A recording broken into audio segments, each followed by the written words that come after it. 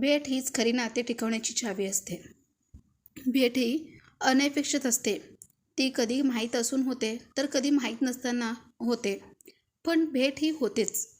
भेटीला कधी बंधन नसतात, कारण ज्यांना आपल्याला खरंच भेटायचे असते ते कधीच आपल्याशी होणारी भेट टाळत नाही.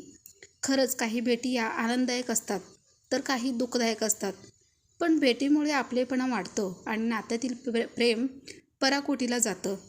म्हणून वेळेतला वेळ काढून आपल्या प्रिय व्यक्तीला कधीतरी भेटत जा, जेणेकरून त्यांच्यातील आणि तुमच्यातील दुरावा हा वाढणार नाही.